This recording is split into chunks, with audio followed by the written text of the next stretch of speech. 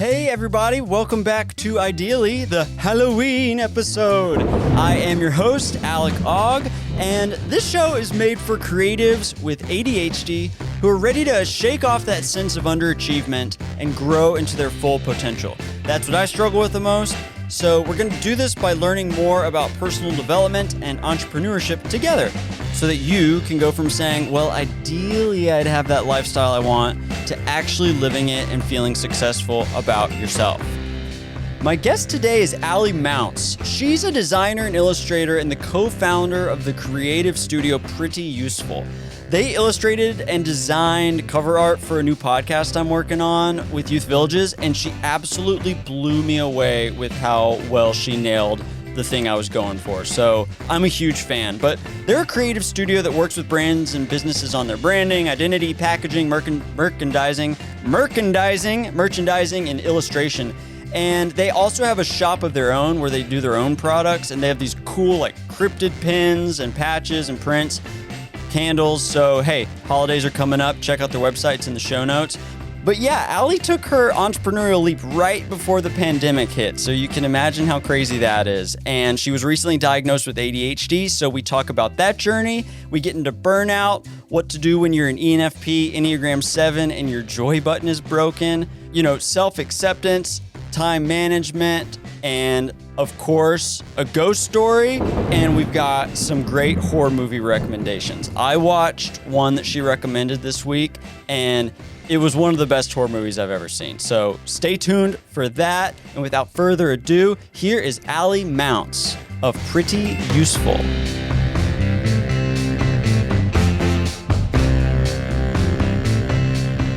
Allie, thank you so much for being here. Hey, Alec, thanks for having me. We were trying to remember if we'd actually met each other, and I think I saw you speak at a Positively Creative. Oh my gosh, I forgot about that. That was a long time ago. Yes, yeah. I remember that. And then I think we might have met at some random Creative Works event at some point. Yeah. So you taught at Creative Works this year? We spoke there. So we did a, what would you call it exactly? I guess not a keynote, but a speech. We did a talk. So not a workshop. And how many keynotes have you done? I feel like... let's see. That was our second one at a fairly good-sized conference, but I've done a couple of other speaking events just, randomly here and there. Do you like speaking? I feel like it's one of those things that I don't think I would have chosen it, but people keep asking me to do it, and I do have fun, so then I keep saying yes, and then we do it some more. It's a really good way to force myself to do a bunch of stuff in a short amount of time, because I've got like a deadline. I'm like, yes, I want to talk about these things, and I have about 2 weeks to put a talk together. And now after the fact, like it's terrible going through it, but after the fact, I have so much stuff that's done. Yeah. So it's a good way to trick myself and Claire into getting a lot of work done really quickly. So I do like that about it. Sweet. So speaking of Claire, do you guys co-own Pretty Useful? So there's 3 partners. Claire and I started Pretty Useful in 2016, and we took it full time in 2020. In February of 2020. Interesting date. And then we added a third partner this year in 2021. So that's Katie Mars. Okay. Yeah. Do I know Katie Mars?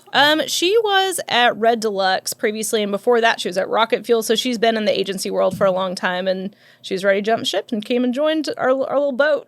Okay, cool. Yeah, because being in the podcasting realm, I have to do a lot of just graphic design to get by on certain projects. You and many other people, yes. Exactly. You know how it goes. And so I end up having immense appreciation for actual designers because I have my ceiling of like, I can get to here, but then I just bow down. That's nice. I appreciate that. Yeah. But hey, like... it's a lot better than people that are just like, move that... All you do is move pixels. Just move those pixels over there. And I'm like, yeah, technically I can, but I can do them better than you, probably. Do you follow the Instagram accounts that are like design memes? I don't even know if I do, but they get shared so much I see them regardless, but they're all pretty relatable, yes. Yeah. I saw one this week where a woman was like at a clay... the clay spinning thing? The ghost scene. I saw this. Yeah. And where the client was behind her. Yes. The client just keeps messing up the circling clay thing. So I think I avoid seeing those because they're so relatable. It makes me upset. And I'm like, I don't need this energy today. I can pretend that doesn't exist. Yeah, exactly. They do come from a kind of cynical, depressing standpoint. And I'm just like, the world's already pretty depressing. I don't think I need this right now. Yeah, exactly. Happiness and sunshine and rainbows and people like Andy J. Pizza. Yeah. Just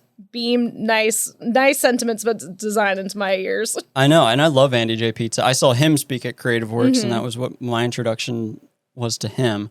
But I digress. I've been all over the place now so far. So before we get too deep, can you tell me a little bit about who you are and how you got into design? Sure. So let's see. I have always been into the fine arts in high school and in college, and then I at some point was like, how am I going to actually make a living out of this? And graphic design seemed like a more practical application of fine arts. And then I started doing it and I was just like, oh, I love typography. Oh, I love not painting, actually. Oh, I love just using words and images to make ideas. And, I feel like a lot of people in the design world, dudes especially, kind of like got their start like in like skateboarding culture or like music culture or making like CD covers, stuff like that. And like, I was on Neopets, like making like little animals, different colors and stuff. So like, I don't think I really had like a graphic design awakening until college. And then it just, there's something about the combination of the artistry of it and the idea part of it. And like, all you're trying to do is communicate as clearly as possible. And I found that so compelling. And so that's just kind of when I fell in love with it. That's a great answer. And I think that explains a lot of what I'm drawn to in the podcasting world. Like my favorite part is thinking of how can we shape a title, a premise, music, a vibe, tone of voice, energy, graphic design, cover art, all of those things into something like that when they all dance together, they communicate something that's one of a kind. Yeah, it's all very ephemeral. It's hard to nail down, but like it's definitely a skill set. Yeah. But like I will have a sense of unease if the typeface isn't what I would think is optimal in someone's cover art. So I think that instinct is like graphic designer. Turning vibes into something visual is definitely a skill set. Yeah, vibes into visual. Welcome back to Vibes into Visual podcast where we talk design. We make vibes a reality. Okay, so you said that you launched Pretty Useful in February, or you went full time. So Claire and I worked together at an agency in town starting in like 2014-ish, I think. And then around 2016, we went our separate ways to 2 other agencies. We wanted to keep working together. Claire had a business where she was making printed things. She was making, stationery. And she was calling it Beautiful, Useful Things. And we went together to a workshop with, I think it was, do you know Miscellaneous Goods? He makes awesome products. He makes like deodorant sticks and like just gorgeous paper products and stuff. So he did a workshop on basically making a brand. And Claire and I attended because we've been talking about what we wanted to do and how we could continue working together and what that would look like.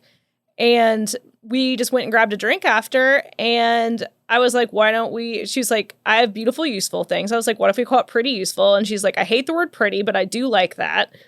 Yes, we'll go with that. And so that's where we started it. And then we had a deadline. I think we talked to Josh and at that point, Dan Price too at Creative Works. And they said that we could have a table in the store in the merch area for the Creative Works of 2016. And so that was like our end point. We're like, okay, we had to have enough stuff to fill out a table. Let's go. So we got it all done in like just, I think like 2 months.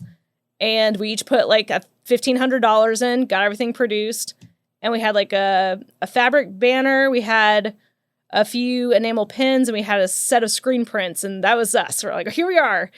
And that was our first event. And then we've just, every bit of money we made from there until like several years later, we put right back in the business to make more products. And so when you met Claire, right? Yeah. When you met Claire and you were working with her, did you have a sense of like, we would be good teammates or did it come later? At that point, we had already been working together at the agency we were at for like 2-ish years. So we had already ironed out a lot of the kinks working together. Like we knew that we could be collaborative. We knew that we liked the same things, were interested in the same things. And we had kind of like grown up together a little bit because we were both at like a very specific age, I think. When we were at the agency, I think I was like 20, 25 maybe, and she was like 20, 21, 22. Okay. She's going to get so mad at me later. She's like, Allie, none of that's accurate. I'm just going to be like, it's a vibe. It's fine. Yeah, I'll have my team of fact checkers Right. follow up on just that. Just bleep it over with somebody else's voice saying the correct information.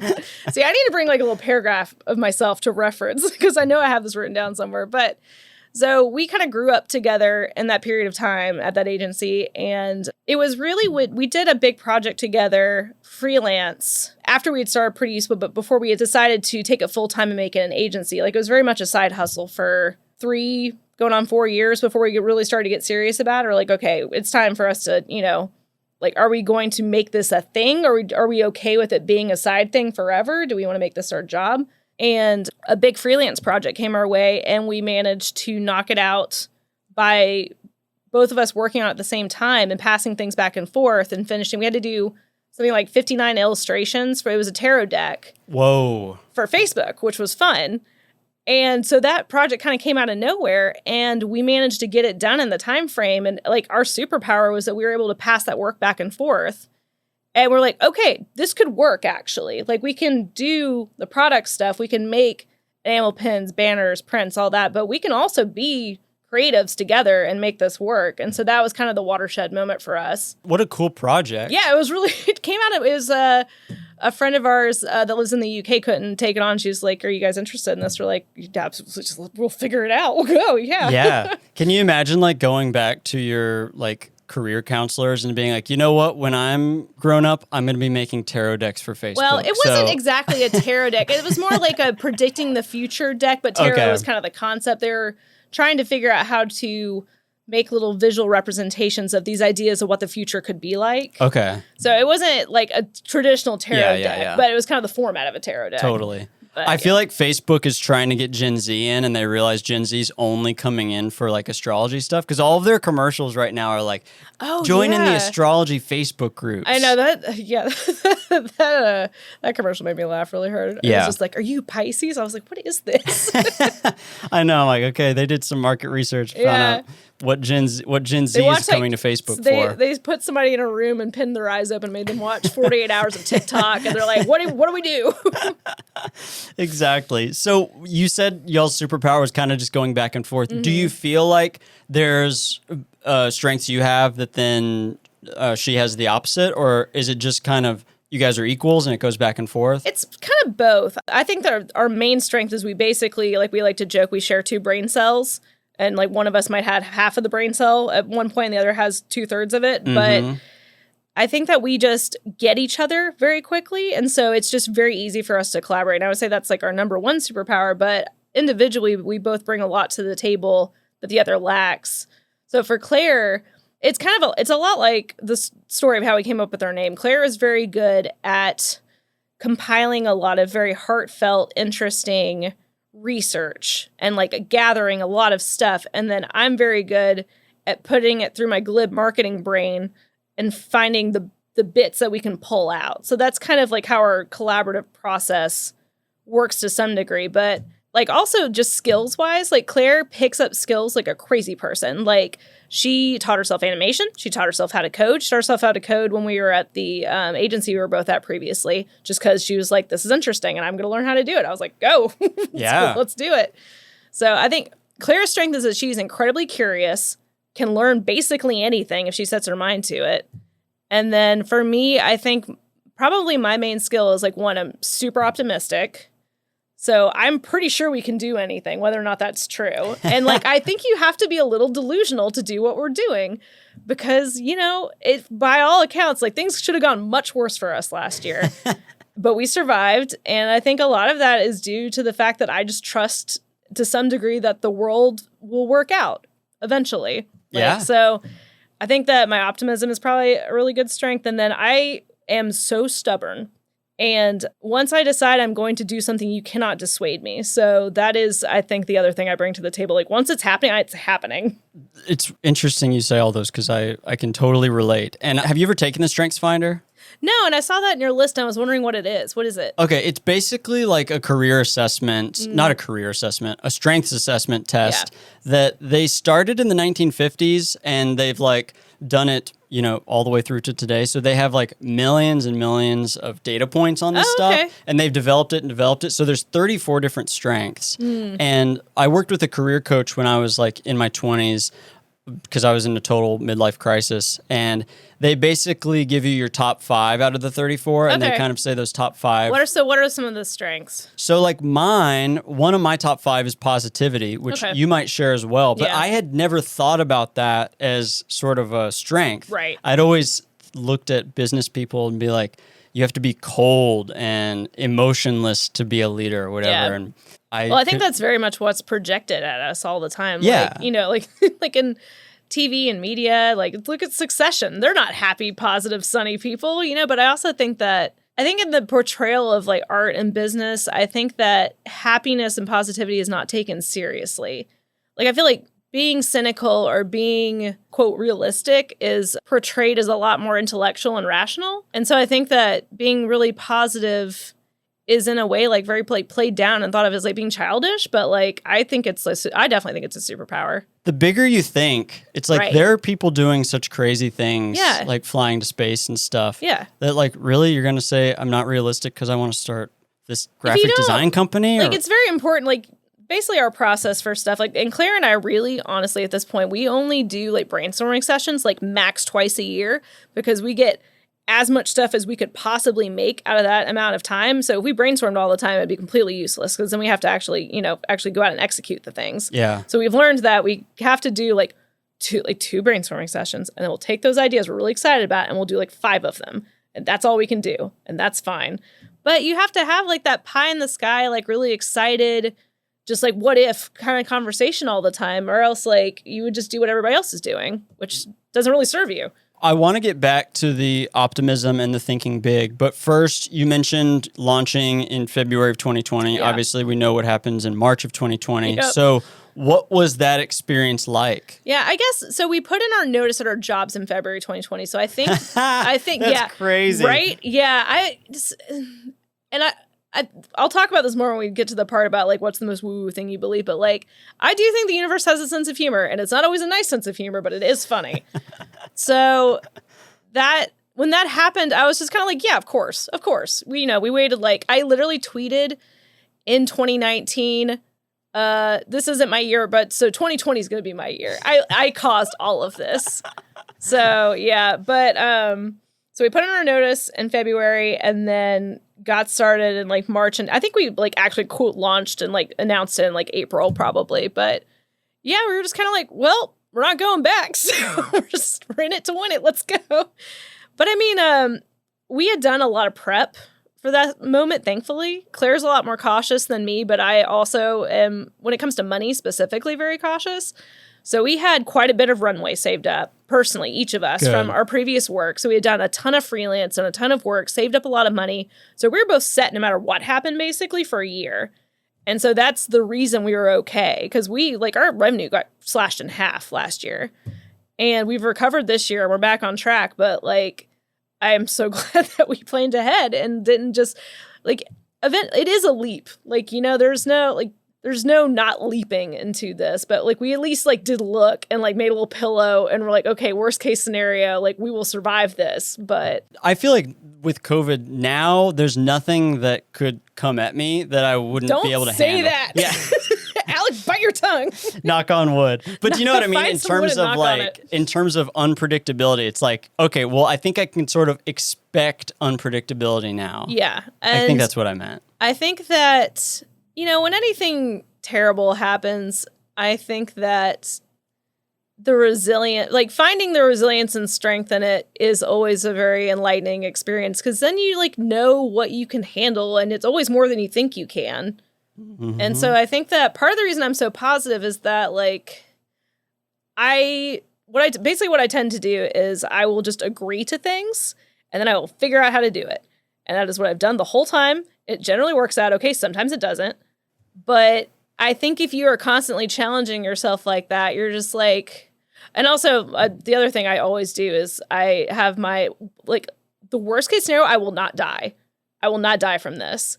And that's honestly what I measure everything against. I'm like, this isn't going to kill me. Like, if my business goes under, that'll suck and I'll get a new job, but I won't die. So, and also when you're faced with like the risks of COVID and actually dying, you're like, this is fine. Like, totally. I will survive this. Yeah. So you mentioned to me right before we started recording that you were recently diagnosed with ADHD, right? Yep. Okay. So what led up to that? Well, okay. So as you might imagine, I've always been some kind of way.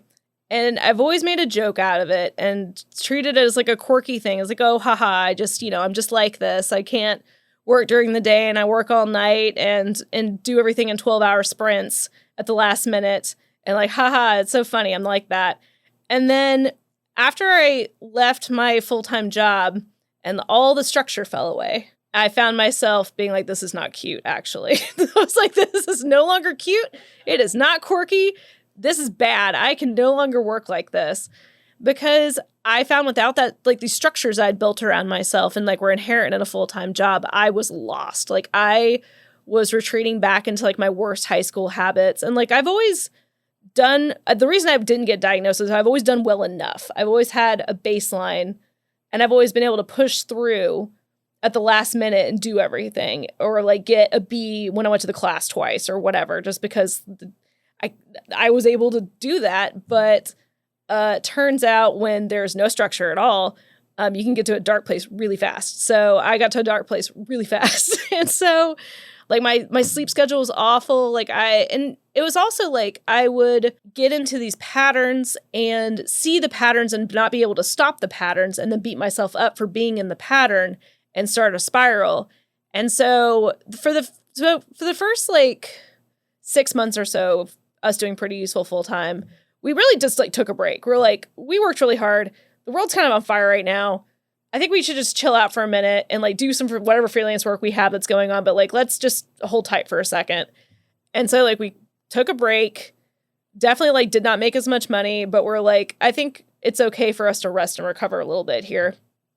But then what happened is we got stuck in the rest and recovery gear. And it turns out you cannot rest your way out of burnout, is what I found out. You can't rest your way out of it. You can't. You think that you should be able to, but you can't. You have to actively work back up out of it and like find ways to enjoy your work again and stuff. And I was in full burnout mode. And so I kept waiting for the switch to flip and for me to like what I did again, and it just would not flip. And do you mean when you say you can't rest your way, what was it? Out of burnout. Out of burnout. Like, no matter how long you rest, if you're dreading getting back to the thing because it's burnout, you're always going to have that. You're never going to wake up. It's like starting a business or having a baby. Like, there's no right time. Like, you're never going to just wake up and be like, I'm ready, let's go. And I think with burnout, you have to actively seek out what makes you happy and then start working again. And like, I kept waiting for the thing to find me, or like, I tried a couple different things. And I was just like, nothing. So it was like the joy button was broken. I was just like, why won't it go? And it was really frustrating because I've always loved my work so much. And honestly, that's the only reason I'm good at it, is because I love it. And like, I think that's kind of the benefit of ADHD is like, I like do these hyperfixation things. Like I have this whole vocabulary now for all the stuff I've been doing my whole life. But like, so I have like these hyperfixations, and I honestly think I just lucked into hyperfixating on graphic design and that being my thing I was obsessed with. And so I got good at it. And like, that's the whole thing. But so when that joy button broke at the beginning of the pandemic and after I'd been resting and I was waiting, and also like, there's definitely a thing, you know, when you reach a mountain. So like for me, for a long time, the idea of being self-employed was like that mountain. And I got there and I was like, cool, I'm here. Now what? Yeah. I was just like, I don't feel any different. Okay. I was like, so here we go. From here, I guess I will go find another mountain to climb now, or just keep climbing up this one forever. Great. So I found myself in a weird spot emotionally, and also like just like the world was on fire and everything felt very negative, and like seeing people be anti-vax and people dying and the government not doing anything to help anyone, and Black Lives Matter was happening. And I was just like, everything's very bad.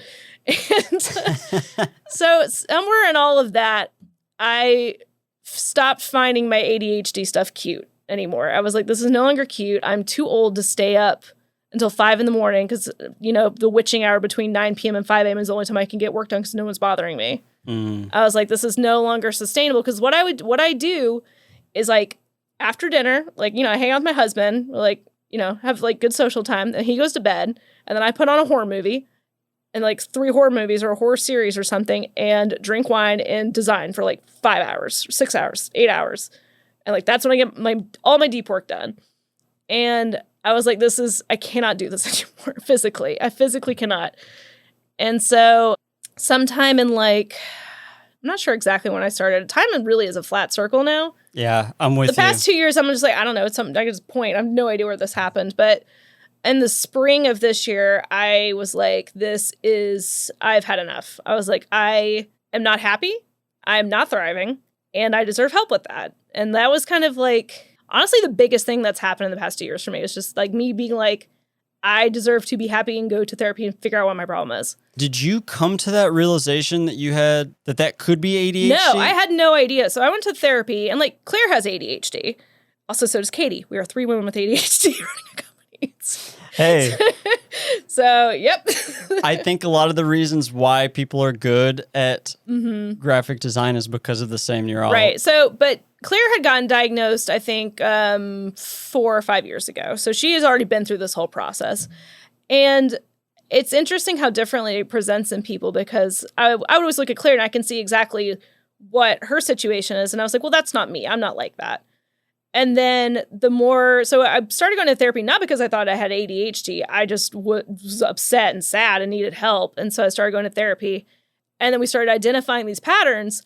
And then she started being like, do you know what this looks like? And I was like, what? She's like, it looks like ADHD. I was like, no, it doesn't. And she's like, it actually does. And she's like, I think you need to go seek a diagnosis. And I was like, okay. And then I did. And then I had it. And I was like, oh, all right. And how did you feel when she brought that up? I mean, I had honestly always kind of avoided ADHD stuff because I didn't want to accidentally self-diagnose, which I think is really easy to do because a lot of the things about ADHD are like super relatable. Especially in American culture. Yeah. And I also, was of the mindset of like the world kind of makes us like this right now. Like there's not a lot helping us be focused. Yeah. Or like not be distracted or all these other things, or like have like good eating habit. Like none of that stuff is like coming easy to anyone right now. So like everybody's on TikTok. Does that mean everybody has a 3-second attention span? Exactly. So I'm like, so there's a lot of that was very muddled, and I'm still kind of I don't feel super comfortable with it as part of my identity at this point, but I also know that a lot of people are struggling with it. So I want to talk about it, because if you are thinking you might have ADHD, please seek a diagnosis and see what happens. Like, all info is good info. And that's the reason I wanted to talk about it too lately, is because I never spoke about it. And I got diagnosed, I think, when I was like 16 or something like that. And I always was like kind of embarrassed by it, because we grew up in a time where like if you had ADHD, you were like the misconduct, right? Kind of hyper. Yeah, you were the squeaky wheel getting the ADHD grease. Yeah, exactly. And that I never related to that identity because I was always like a people pleaser, and right. So it never felt like I fit into that. But then the older I got, like you said, you described it as like you saw there was a pattern, you saw the pattern and wanted to fix it, but then you couldn't, yes. And you get depressed. Yeah, and so that pattern became very unsustainable for me. And like, I still haven't gotten medicated or anything yet, but even just the process of like starting to go to therapy, figuring out what it is, starting to learn ways I can manage it. And also just honestly, the biggest part is just being like, stop getting mad at myself and break that spiral of like, just because my brain works a certain way and like I have these parts of me that I don't especially love the way that they work, I'm like, it doesn't make me a bad person, and I can still like have compassion for myself and be like, it's okay. Like, you might have to do this at 3 a.m. tonight. We'll try again tomorrow. Yeah. And it's just like, honestly, just changing that mindset helped me so much. And so I think that's been the biggest thing to come out of it. It's just like, just stop beating myself up for not operating on the level that everybody else does, because apparently my brain's a little different. So I'm reading this great book right now. Have you ever heard of Driven to Distraction? I think I've heard of it. I've not read it. Okay.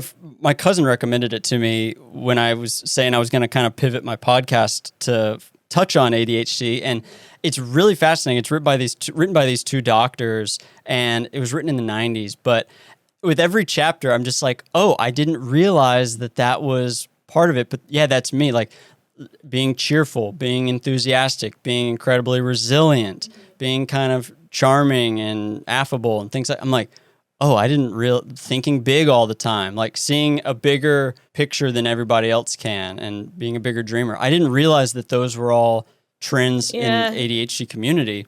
But then once you know it, it's like, oh yeah.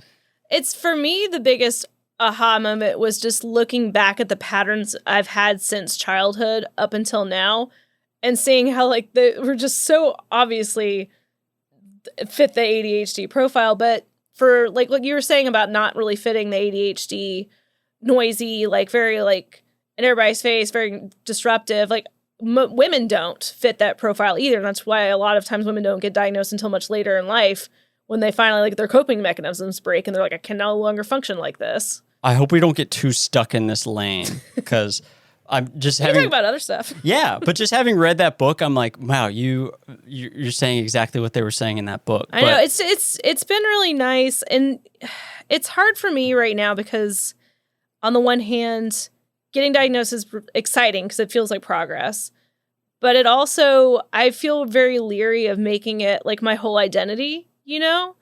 And I feel like there's a tendency now with social media for everyone wants to put themselves in boxes all the time, smaller and smaller boxes. And I don't want to, and it's hard because like I want to connect with people and I want them to know they're not alone, but I also don't want to accidentally put myself in too small of a box and start naming things about myself that like, you know, like just because I might be diagnosed with ADHD does not mean that like I am ADHD, you know? Totally. I think the reason I wanted to narrow it down recently is that I realized like among the entrepreneur group, there is a strong showing. Yeah. I think there's some stat that you're 300 times more likely to be an entrepreneur if you have ADHD. So, you know, like say we went to an entrepreneur conference, you know, how there's all types of entrepreneurs. Some of them are like, don't have a creative bone in their body. Right. And so at an entrepreneur conference, I would never quite fit in with everybody there, but I felt some kind of kindred spirit. Yeah. And then the same at a creative conference. Right. And then I felt like if you combine those, that's like my people. But then if you don't have ADHD, it's hard to explain what's causing these patterns because you think like, oh, well, I forgot to respond to that email and lost that client when that same pattern has happened 10 times. I should know better. Yeah. And there was only that one group of people that really understood that. Yep. And so I was like, I want to find those people and talk to those people. No, I think there's definitely something to that. And, you know, too, my therapist told me that like ADHD people tend to flock together because we're all kind of on the same wavelength. And like one of my best friends like since childhood has ADHD and got diagnosed when she was in college. And I think there's definitely like a kindred spirit there. Yeah. Where it's just like, you understand why I'm struggling. Yeah. And like, the thing about it too is like in a lot of ways it's not all detrimental, you know, like I feel like there's a lot of positive aspects to it. And it's just been really interesting. Yeah. Like you said about being cheerful or positive or big thinking. Like I can see how all those bits fit in there too. And it's nice to have a name to put to something that like connects you to so many other people. And when you felt like the joy button stopped, was that actual clinical depression?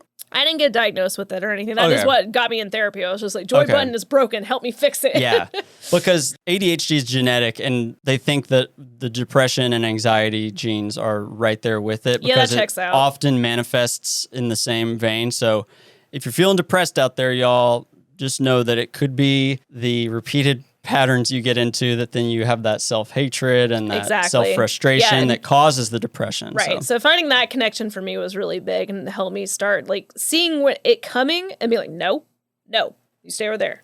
Yeah. And structurizing your life can really be a total game changer. Yeah. So that's what I'm starting to work on now is like, I'm going to explore medication this year. I don't know whether it'll work or even if I see a lot of people have success with it and a lot of other people don't. So yeah, I might give that a shot. But more importantly, I think is I'm going to start moving towards building a life that fits the way that I work and not the other way around, which I work with 2 other partners, but like to some degree, I have a lot of freedom to do that. Do you feel like the whole being a night owl thing, do you feel like that's a negative thing? I have mixed feelings about it. It's just an inherent part of who I am. I've tried to change it so many times, and ever since I was just a little kid, I'd be up at night playing with my toys, and like I don't need as much sleep as most people, I think. I do need sleep, especially now. I've learned I need more sleep than I used to, but you know, I think I just love being up at night. It's just nice. And I know some people can get that in the morning. I'm not that person. I tried. Like I know it's also quiet and I can see why morning people like it. But yeah, I don't feel like it's either positive or negative. It's just inherent to who I am at this point. Totally. And that's also genetic, the night owl versus morning lark thing. That I can fully accept is just like, this is a part of me that will never change. So I've tried so many times. I was like, this is just how I am. I cannot change this. Yeah, I'm a night owl too. And I read this cool book called When, and this guy basically studied morning larks versus night owls and kind of the genetics there. And he realized that there was these patterns throughout the day of basically morning larks have their peak, and then they have a dip in the afternoon, and then they have a recovery period through like to dinner time. Whereas night owls, we have our recovery period when we wake up, and then we have a dip in the afternoon, and then we to our peak like after dinner. Yes, that is me to a T. Exactly. Around 3 p.m. is about when I'm ready to die. Yeah. And then, and then I go get some caffeine. Which is why we pressed record at 3 p.m.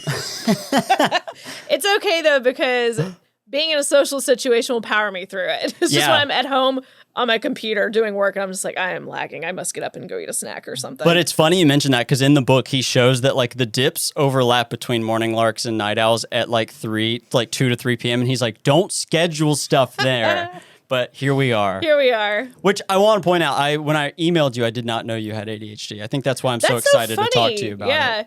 Well, yeah, I mean, nobody really knows because I like tweeted about it when I found out because I was just like, guess who has 2 thumbs and also ADHD? It's me. Yeah, and it's probably a testament to the people that I invited on this show ended up having it so far. So go figure. Like you said, the Venn diagram is essentially a circle. So. Exactly. So kind of looking at these things, do any of these topics jump out at you? Let's see. The strengths is like Myers-Briggs, Enneagram. I don't know if you're into that stuff. I know what I am. What's your Enneagram? I mean, your Myers-Briggs or whatever? The Myers-Briggs, I'm an ENFP. Same. And then the Enneagram, I'm 7 wing 8. Same. We're the same person. That's hilarious. Yeah, I think I might be a 7 wing 6, but it's hard to say. Well, is six the people pleaser? Yeah. Yeah, that might be. That's me, yeah. How much do you like to fight people? I feel like that's I the don't. 8. Okay, cool. Maybe you're a 6 then. Yeah, because the 8's like a challenger, right? Yeah, I like to fight people. So I identify with the 8 very strongly. Well, combined, we are the ultimate 7. Uh-huh, yeah. We need rings. Venn diagram. Yeah. Yeah, the ENFP thing's funny too, because everybody I know who's got ADHD is also an ENFP. Claire is one. I actually don't know what Katie is. I need to make her take the Myers-Briggs. I need to make just a group of friends to be like, hey, if you're an ENFP, we're going to Wiseacre We're going to be so loud. Because everybody's just so joyful. Yeah. And I feel like we naturally share a lot of the same values. On your website, it says illustration and branding made with humor and love and clever goods for fun people. And like a lot of the values I've tried to bake into my company are love, humor, and joy and fun. And yeah, in some ways, it feels like if you're going to be doing work, you might as well build it in a way you want it to be. Yeah, work is whatever you want it to be. It is still work. That is the main thing I think I've learned this year is that even if you're doing what you love, it's still work and you got to treat it like work. It's not a hobby. It's not relaxing. Like you still got to make time to do other stuff because work is work is work is work. Even though I like it and I'd set it up to have as much fun with it as I can, it is still work. But I think just having a word like humor is one of our values. It definitely sets a tone. And if a client is shopping around and they see that word, that can either turn them off or make them go all in on you. And you know, when we were making our website, so Claire and I, we went through some business coaching before we got started too, which was really important for us. It was kind of like, like we were getting business married essentially. Like we are joining in a contract together and to be together all the time. So we really need to make sure we're on the same page here. There's a lot of money tied up into it. It's just like marriage in a lot of ways, a business partnership. So it was really important to us to basically get like business marriage counseling. And so we went to this woman, Tina Essmaker, And she coached us through a bunch of exercises about like visioning what we wanted to be in 5 years, making sure we had all those same values. And so those values that are on our website, that's where that came from, is we each came up with, I think, 10 or so values. And then we looked at them all together, figured out where we were going in opposite directions and where we overlapped. And so those that we have on a website are where we overlapped. Like that's what we had in common, that we envisioned that we wanted our values to be for this company. That's awesome. Yeah. What was the 5-year vision like? 5-year vision, it was more like imagining a day in your life in 5 years and what that could be in like very big picture, like no holds barred, like obviously not like in space on Jeff Bezos' spaceship or whatever, but like in a reasonable kind of world. Where are you? What are you doing? What's a day look like? Like really fan fiction level, like trying to really flesh it out and really envision like what that could be. So for me, I was like living in a cool custom house that like I designed and was still in Memphis and like going to a client meeting. So like agency stuff was still very much in there. And we just kind of described what we thought a day in the life could look like in 5 years and like what our big picture stuff was that we wanted in it. And for me, it's not so much like family and kids, but for Claire it is. And so that's something we have to keep in mind, you know? So this is sort of a question I'm trying to get some data on here, but do you like goals? Do you feel connected to goals? I guess the question is, are you like task-based goals or just like big vision goals? I guess what I'm trying to figure out is I've never felt necessarily like writing down a goal of like, I'm going to start a podcast is like very helpful for me. And I'm starting to wonder if that's connected at all to people like us, and that if I think about what is exciting to me, and then like you said, cast a vision of like, what would that feel like, and imagine how beautiful it is. That's what I'm drawn to. Yeah. And I've never really understood how people are like, set a SMART goal where it's... So here's how I connect those two things. Okay. And Claire and I actually talk about that in one of our other talks that we did at crop cons in Louisiana and Baton Rouge before the pandemic. So what we do is we do the big visioning thing, and then we turn that into a SMART goal. So we still capture that energy. We have the energy of, here's the thing at the very end we're really excited about, but now we got to make these little steps because otherwise we're not going to do it. Okay, cool. And so we try to capture the energy of the big visioning stuff and then put it through the SMART process and put it on a timeline so that we can actually get there, because otherwise we will go chase butterflies all day. Okay, cool. That's sort of the process I've come to as well. And you also mentioned how you guys will put a lot of stuff on the table and then like pick 5. Yeah. I've also found that that's a useful process for me, and that like it's nice to think of 20 things that would be nice and then be like, okay, what would really make a difference, and then like picking those 5 and working towards them. I would say that time management is my biggest enemy at this point. And so for me, it's a way to set myself up for success if I'm just like, I can only reasonably do through past experience about like 3 of these things. And there's like I always see my time as like this. I'm doing big circle arms. No one can see me.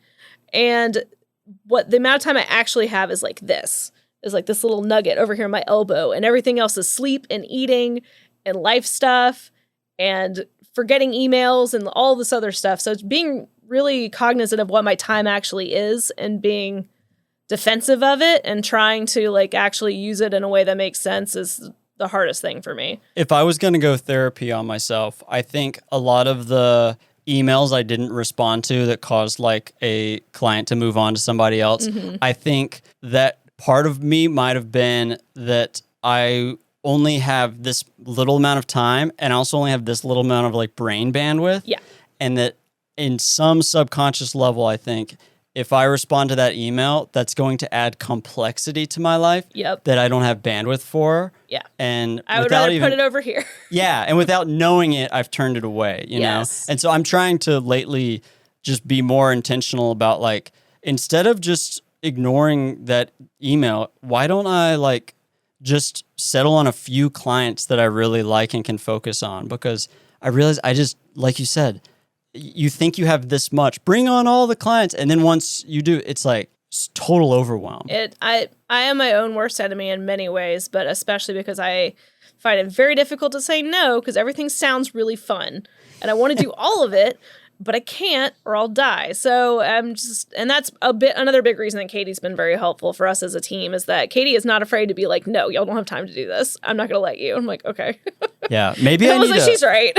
Maybe I need to partner up with some people. Listen, having partners, like having Katie and Claire, like I would not be doing any of the things I'm doing without them. Yeah. For sure. My partner in life, my girlfriend, is great for that stuff. But then in terms of like just day-to-day business stuff, I'm like, it would be nice to be able to bounce stuff off of not an empty wall. Yes. Yeah. I feel like creative people work really well in pairs often. Yeah. Maybe I need to seek that out. If you're listening and you want to be my partner. Alex out here looking for a partner. Send your application in now. Yeah. All right. So, that was a fun tangent on ENFPs. Yeah. Let's see. What about, do you have any intentional habits? I wish I had more intentional habits. I think that I have a lot of habits that I'm constantly trying to break that I'm now just kind of coming to terms with. But I would say, really, my habits rule me, not the other way around. So I'm trying to get better. This is the thing that I've always found very frustrating, and I think is something getting diagnosed with ADHD is helping me with a little bit. So you know how most people can just like be like, I'm going to do this thing, and then just go do it? You know that? I don't have that. So my husband, he's just like, okay, I'm going to train for a half marathon. He just does it. Yeah. And I'm just like, I can't make myself do the thing I don't want to do. I literally can't. So maybe my habits will be better when I get medicated. We'll find out. Yeah. I mean, literally ADD is not a distraction disorder. It's an executive function disorder for people listening. And what do executives do? They like make decisions and they move things along. And if you don't have that in your brain, like you said, it's very difficult. It's nearly impossible to do something. So a lot of times I'll trick myself. So I will, if I can't do the one thing, I'll go do 5 other small things that I've been avoiding but aren't the big thing. Mm-hmm. And that way I can at least like make a little room. And then I can maybe trick myself into getting into the big thing. Yeah. I've designed this little product that I'm really interested to show you because I feel like I want to brainstorm it with you because I think you'd like it. I love brainstorming. That's a little secret for off the air, y'all. I'm not going to say that on the air. Okay, secrets. Yeah. I'm not going to go sharing my brilliant ideas with all of you. Okay, what about... I don't use a planner. I can tell you that much. I've tried so many times. Writing things down physically pains me. There goes my product idea. Okay, but here's the thing. Claire and I are working on a planner. Like, that's a thing that we're working on. So, yes, like, maybe we should talk about this. I assume that's also what you're working on. Yeah. Yeah, because I have yet to find a planner that does not give me anxiety / exhaust me to look at it. Okay, yeah. I simply do not find it fun, and so I will not do it. I took all the ADHD research I could find and compiled it into what I think would be the ideal planner, and I've been testing it on myself for a year, and I think I'm in, like, the home stretch. Okay. Maybe we should do ours, and then we can compare notes. And then we have a final planner. I feel like a lot of it is probably, like, making planning fun. Exactly. Probably the hardest thing because you have to give me a little dopamine hit or I'm straight up not going to do it. So yeah. I don't know. I have to just fill the planner with jokes or something. I don't know. Hey, it's not a bad idea. We like both just start like rigorously taking notes. Okay. What about, do we want to do money stuff? Is that interesting to you? Yeah. I mean, I would say money stuff is where I feel the least confident. And I think that there's 2 kinds of entrepreneurs out there that start agencies specifically. I think that there's the business folks that go find a creative person and start an agency. And I think there's the creative people that just kind of ad hoc make a business and then just eventually figure out how to make it run. And then like the business side of it is very secondary and it's being run by a creative person. And so we're definitely the second type. So I feel like everything I've learned about business has been against my will, and I am just doing my best every day to give the government the money they are owed and not accidentally go to jail. And that's like honestly my only goal. But well said. Yeah, just like honestly though, I do think that starting a business sounds very scary to people and very overwhelming. And I think it's because as a society, we are not very financially literate. Like money is something we don't talk about. I have that very deeply ingrained in me that talk about money is very scary. So like one of the things we did in our Creative Works talk was like we like showed some financial stuff that we had from the past 2 years, which was like very transparent. It was really scary to share because you don't know how other people are doing. But like, you know, I always really appreciate when people are transparent about money because it's very nice to see like a gut check, like, oh, I'm not doing that bad, or like, oh, I need to be charging more. Yeah. And I think that having that kind of vulnerability with other creatives is very powerful. That's awesome. I try to get out of my comfort zone and just say money amounts often. Yeah. I feel like it's therapeutic to be transparent. It even is. though it's hard. It's scary. You know, it's like any other kind of vulnerability. It takes some amount of courage. All right. Let's hit woo-woo stuff. Yes. That's all I want to talk about is woo-woo stuff. All right. What's the most absurd belief you have that... What did I write? What's the most absurd belief that you actually believe and are comfortable sharing? I mean... I was thinking about this in the car ride over here. I was like, well, if I believe it, I inherently don't think it's ridiculous because I believe it, right? Mm-hmm. So the thing I believe that I think other people find most inherently ridiculous, well, one, I mean, I don't know. There's easy stuff. Like I believe in ghosts. Like I've seen a ghost before. So ooh, what was that like? So, you know, scary. I lived, this is like a 10-minute story, but it is a fun story. So. Okay, yeah. All right. So the house that my family lived in when I was in high school was a new build over kind of by Houston High School in Germantown. Mm-hmm. And it was always, it had weird vibes. And it was also kind of a turbulent time in my life, so the vibes were weird generally. But there was this bathroom that I shared with my sister, and the doors would open and close all the time. I'd just be sitting there reading, the door would just open. I'm just like, oh my God, seriously? Stop. And so it was always kind of creepy. But one day we had this loft area kind of open to the kitchen below, and that's where our family computer was. And that's what I was on all day, every day. And on Neopets, probably an AIM. And I heard/saw my brother come up the stairs. And I kind of like turned my head a little bit and was like, hey, dude. And he didn't say anything. And he just turned and went around the corner to this hallway that leads to the attic. And I was like, hey. And he didn't say anything. I was like, that's weird. I got up and I followed him. And there was nobody in there. And then I realized there was nobody else in the house. And I was home alone. And I got really scared. I went outside. But so what makes this such an interesting story is that several years after this, there was this man who would always be sitting in this car outside of our house. And he would just be like idling, just sitting there. And eventually my stepdad was just like, I'm going to go see what this man's deal is. He's obviously waiting for something or looking for something. So he went over to him. And the man told him that he and his family lived in that house that had stood there previously that got knocked down by the tornado that damaged Houston High School in the 90s. And he wanted to know if he could come in and just look around. And so he did. And he came around and looked around. I was just like, who's that guy? And Hank was just like, I'm going to talk about this later. So he just walked around and like touched the walls and just kind of, just looked around. He was just like, all right, well, I'm glad you guys are happy here. Thank you for letting me come look. And my family and I had a really good times in this house, and I just wanted to, come and look around. And so I think his cousin and his baby niece died in the tornado that knocked down the house. Ooh. So that house was haunted, but I didn't know that when I saw the ghost. So that was several years later. So it scared you enough to like go outside because... Oh, I went outside and called my mom. Yeah, Were you sure it was a ghost at that point, or were you like, that could have been an intruder type fear? It was gone. Nobody was there. Okay. And it was very much like an out of the corner of my eye thing, but like I heard steps, I saw a tall person, and then they went around the corner. And then I went in the attic and no one was there. So and then I really looked too. Like I was like, oh. Were you scared to look in the attic? No, not really. I mean, it was like a playroom, like a finished attic. Okay. Yeah, and like there was like, and I went and looked in the doors too, because I was just like, Gardner is my brother. I was like, he just must be messing with me. Like, why would he do this? And then I realized there was nobody home, and I was like, went outside. I was like, I am out. Bye. Yeah, that's creepy.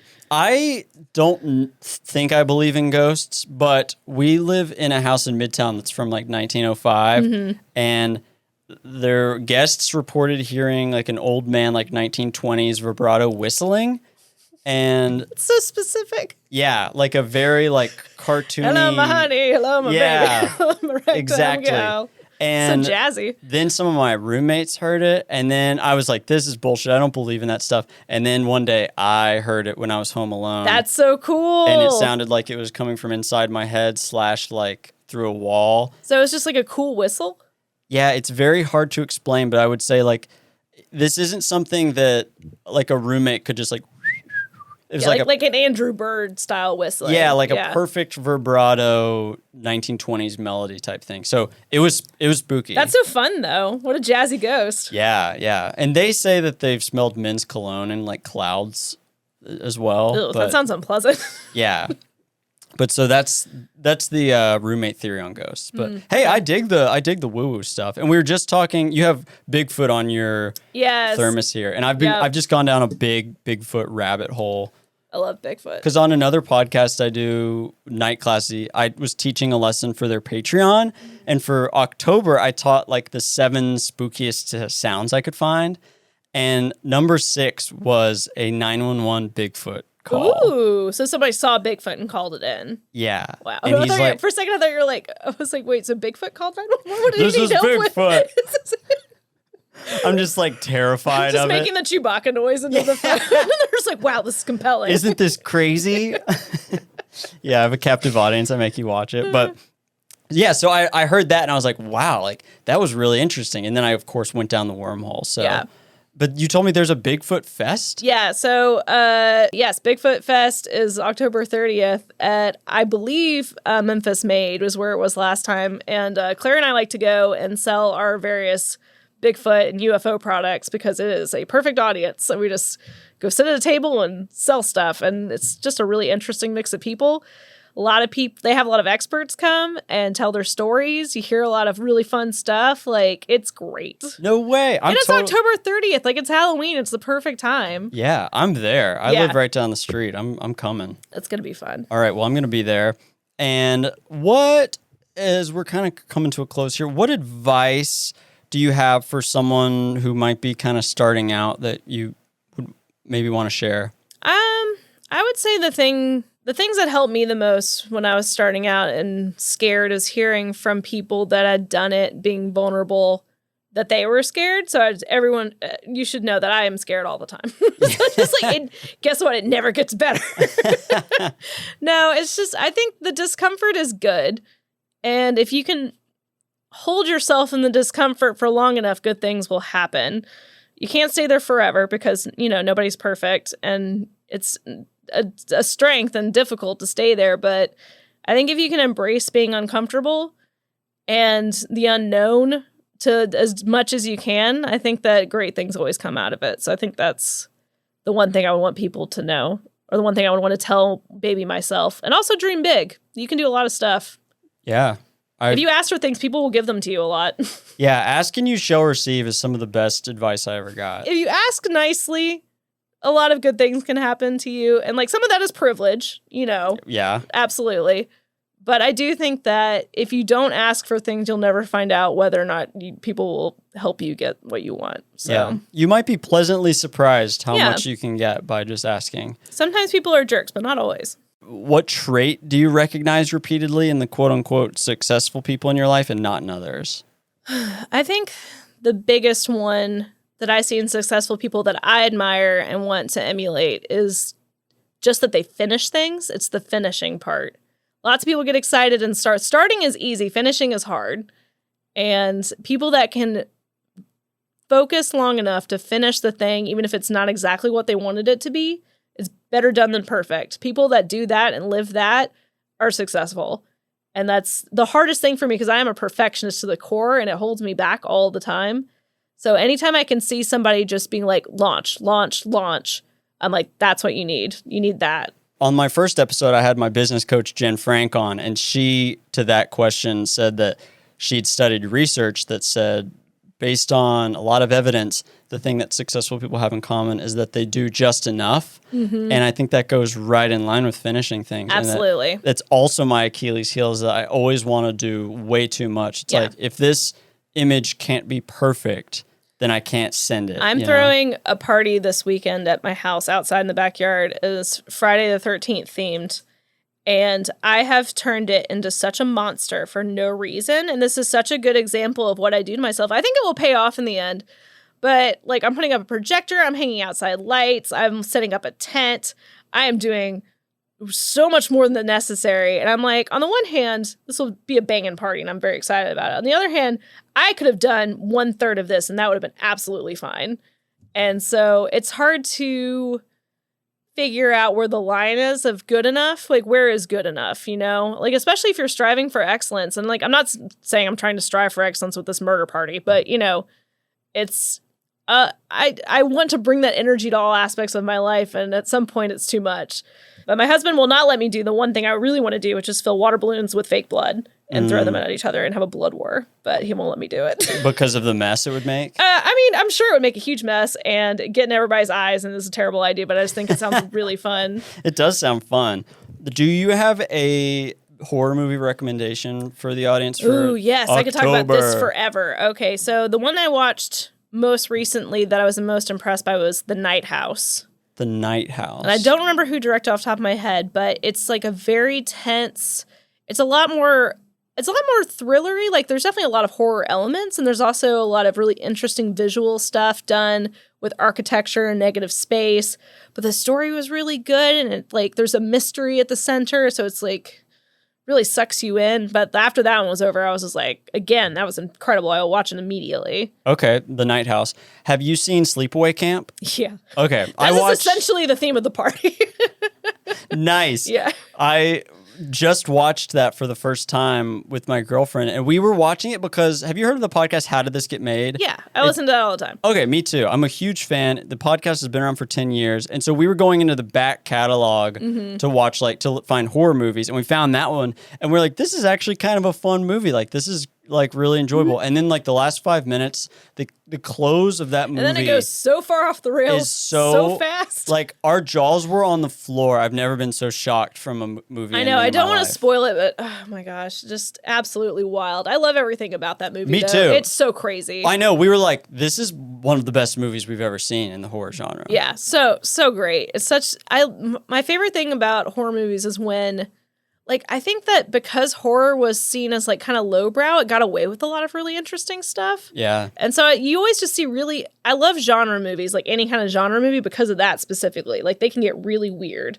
And I think that they really lean into it. And also, like, the special effects are so fun to watch. Yeah, especially before computer animation. Yeah, you know, those practical effects still look good. They look amazing in Sleepaway Camp. Like, Jurassic Park still looks incredible. Barely any CGI in it. Yeah. But... You know, but as far as other horror movies, though, or the original Suspiria is definitely up there for me. Suspiria? Suspiria. Yeah, so that's an Italian... I know it's an Italian director. Argento, I think is his name? Yeah. But it's so colorful and beautiful and also horrifying. And the soundtrack is by this band named Goblin, and it's so good. And the first time I saw this movie was at an Indie Memphis event.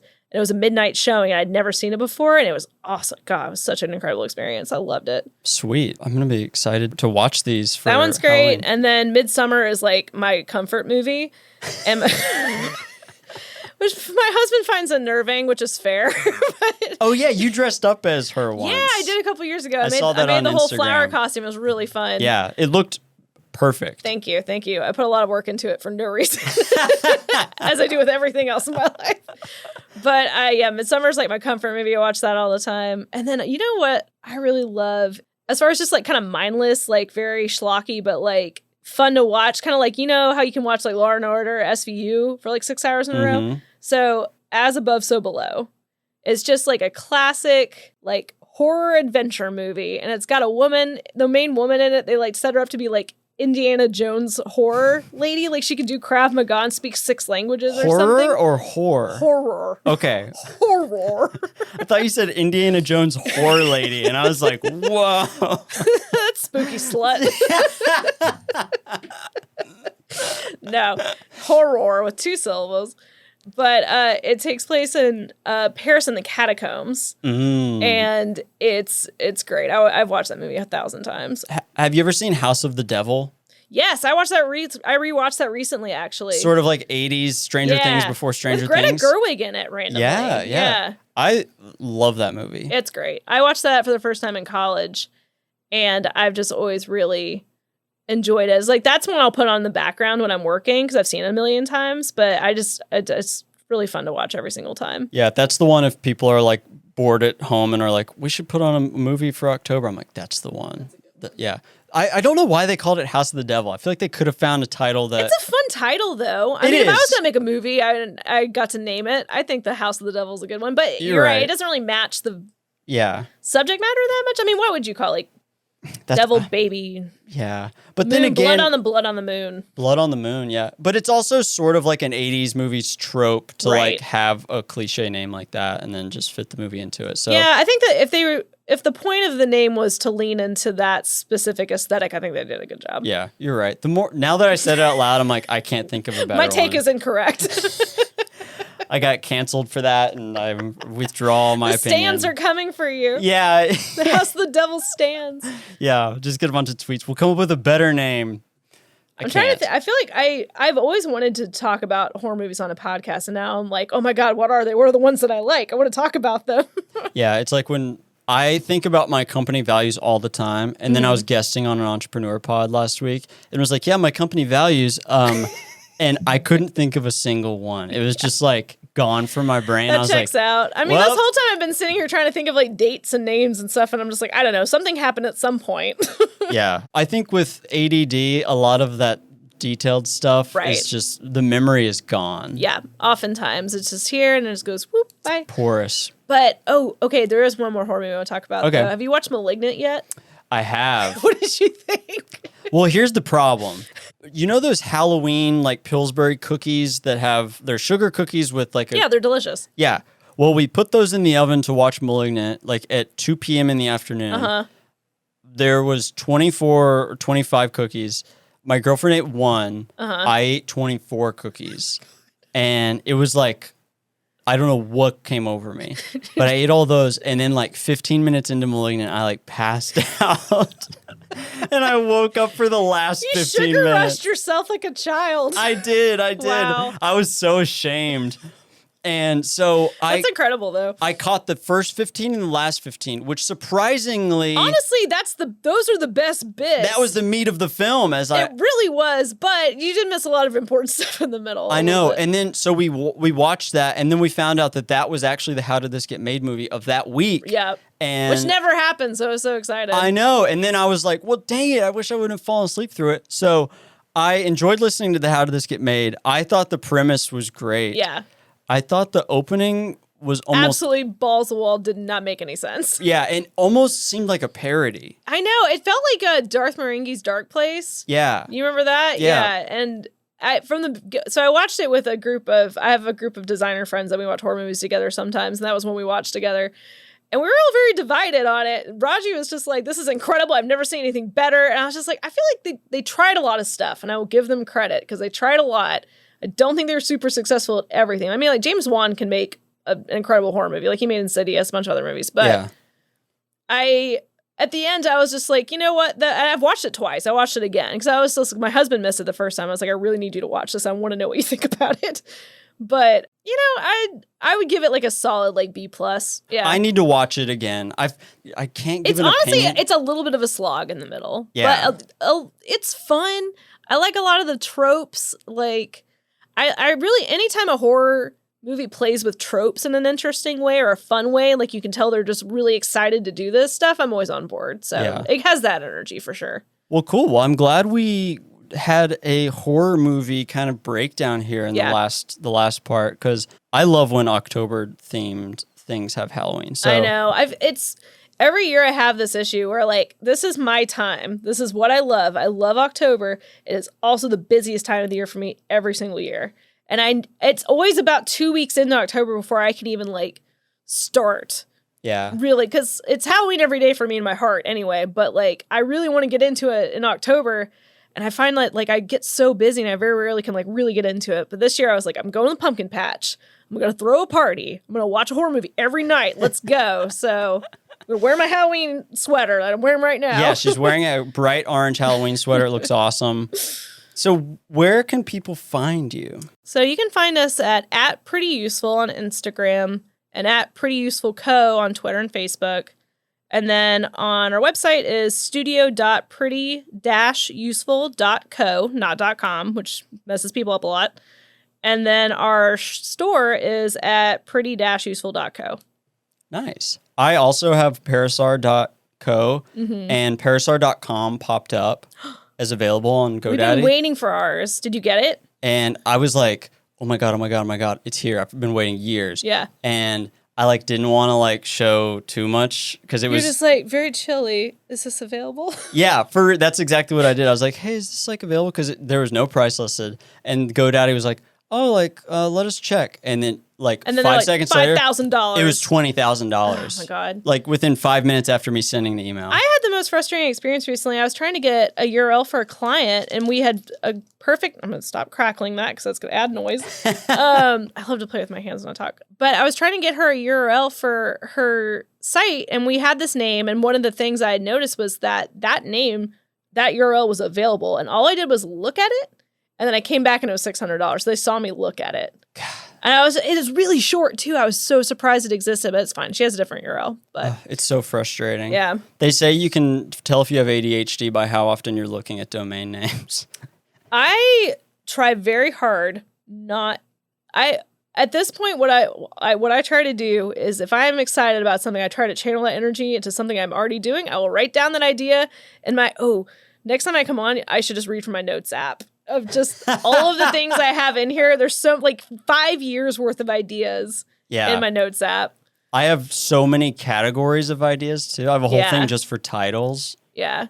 Whether they're I movies do too. I have or a bunch. books. Yes, I have so many good book title ideas that I'll never write. Yeah. I'll be like, that could be a poem title. Yes. Yep. Yeah. There's no I do stopping. that too. I also have a giant band name one.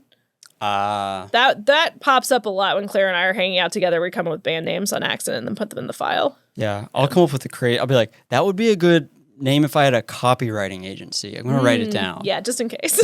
I am not interested in that at all. You should just go around at your entrepreneur conferences and just be like, ideas. I got ideas for sale. Maybe one's a good fit. Do you want to see?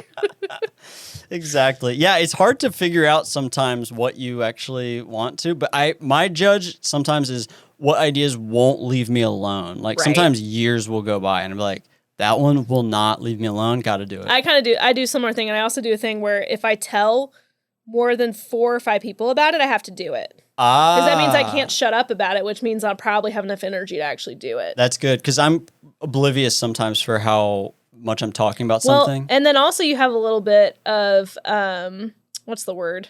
Where people make you do things. Accountability. Accountability. Oh, yeah. Oh, yeah. So a lot of times what I'll do is I'll create accountability around myself and then I have to commit to the thing or people will be disappointed in me. Yeah. And that is powerful. It is. Amen. Well, on that note, Allie, thank you so much for coming in. Yeah, thank you for sharing. It was a joy. This ENFP energy. I know. It can't be bottled. Yeah, it can't. Yeah, it's just exploding. It flows freely. Yeah. Exploding. Well, it was a joy, and I am excited to share this, and thank you for coming. Yeah, thank you for having me. Let's do it again. Yeah, happy Halloween, everybody. Happy Halloween.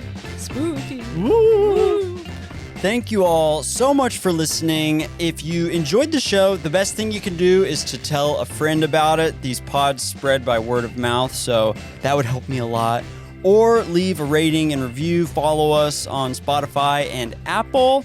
And hey, check out my newsletter, the Hit the Ground Running newsletter. It is in the show notes in our link tree. So check that out. Check out our Patreon at patreon.com/ideally. And I will see y'all next week. Thanks again for listening. Happy Halloween!